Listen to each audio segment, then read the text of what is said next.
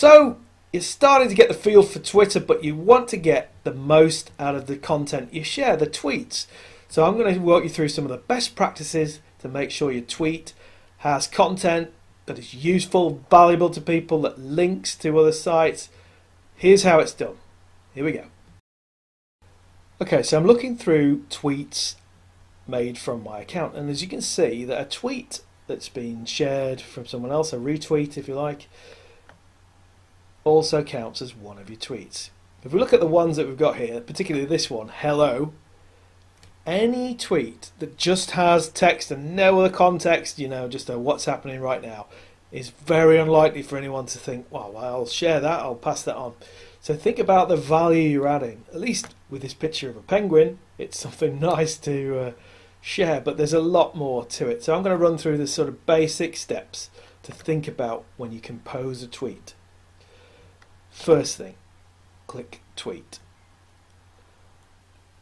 Now, I'm not suggesting with every tweet you share or send you do this, but it's good to include what's called a call to action at the start of the tweet, particularly if it's something you really want other people to share and benefit from. So the standard wording is please retweet. So like this. That at the beginning of a tweet is more likely for people to actually go, okay, I will then. Just a simple process of asking. Of course, that takes up a certain number of characters. So if you want the short form, and it's rare on Twitter that you abbreviate anything, but just certain things you are okay to do that, but don't just do text speak. But PLS space capital R capital T works just as well. Now we're into the main part of the tweet, and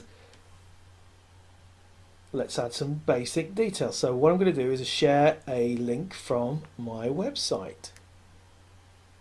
Okay, so there's a bit more text, and now I'm going to go to the website. I'm going to select the page that I'm interested in. I'm going to right click, copy, go back to the tweet, and then right click, paste, or Control C, Control V. Okay, so that's the website link itself, takes up space, but this is a good best practice tip to remember. If you're going to use a website link, do put it somewhere in the middle. That tends to get more engagement than if you leave it to the end. And the same applies for this please RT. Don't put the RT at the end, put it right up at the beginning. So the position is important. Next, I'm going to add a picture that goes along with it. So I'll click add photo. I'll click on this one. And a picture doesn't take up any space. Notice it says who's in this photo. So here's a chance, because I could mention the name at prwilsonmedia here, but that would take up some of the characters. So instead I can actually just tag them in the photo. So up to 10 different accounts could be, if you like, copied in to this message. And this is a great thing because they'll separately, perhaps, even if they're not online at the time it was originally tweeted, they'll pick up the message and maybe share it further. So I'm just going to put the one person in there. There are a couple of other things that you can add in. For example, the famous hashtag that people often talk about. All that is a keyword, if you like. So if I said hashtag social media,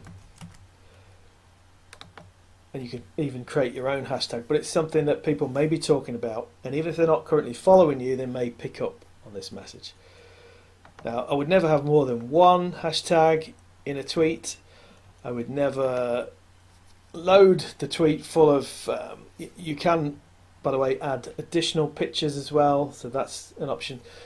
So really you're trying to get the most out of it. The call to action, the website link, the photo, potentially a hashtag, but make sure you've got a few characters left at the end, so if people share the content they don't accidentally cut off some of the bit at the end. And then when you're ready, tweet, and out it goes.